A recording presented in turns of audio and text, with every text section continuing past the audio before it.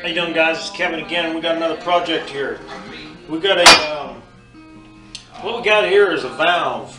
It's actually put in the ground, and I don't know if you've seen your water company or somebody will have a tool. They open a little hole there in the ground, and they'll put a rod down in there, and they'll twist this valve.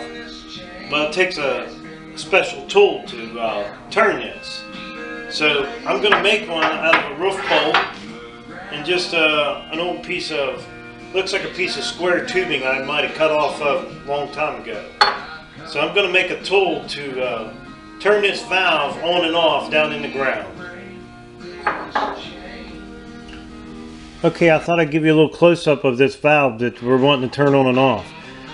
This is the valve. This is the tool we want to fit on top of this.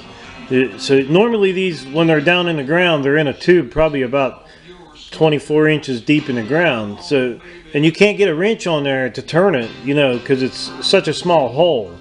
So the tool has to go straight down, fit on the top of it, and then you twist it on and off.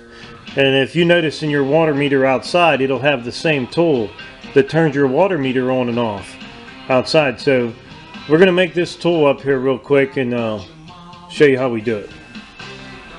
Okay, our first step, we're going to cut the head off this roof bolt.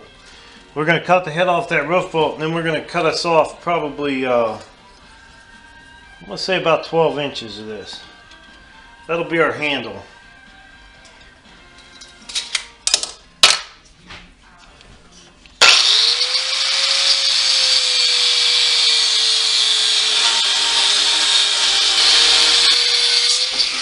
Okay, we have this one cut off, it's 12 inches. So we're going to cut another one about 3 foot 6 inches, and that'll be the length of the wrench. So we're going to get this one cut off.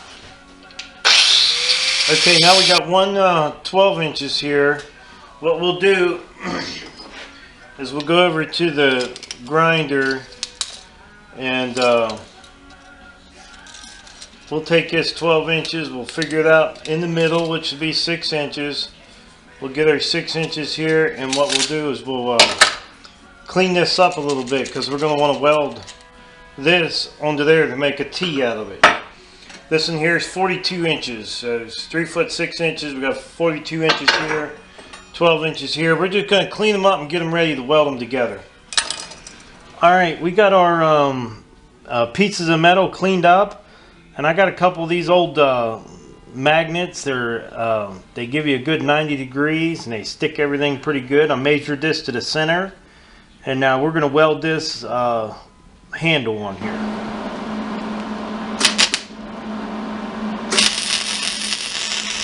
Okay, we got the handle on there really nice and square there. Now we're going to work on the other end, the piece that'll go on to this here. We want to work on this piece here. Now I'm going to try cutting this in a couple spots and then welding it back together, and it'll be small enough to fit in here. So, but yeah, we'll try it. We'll see what happens. If it don't, we'll work it out another way, but I think it'll be okay.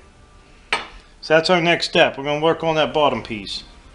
Okay, you can see there what we did. We cut that in two pieces. We left a little gap to get some weld down in there. We clamped it right on that valve. So we're going to weld it right there. That way we know for sure it's going to fit that valve when it's all done.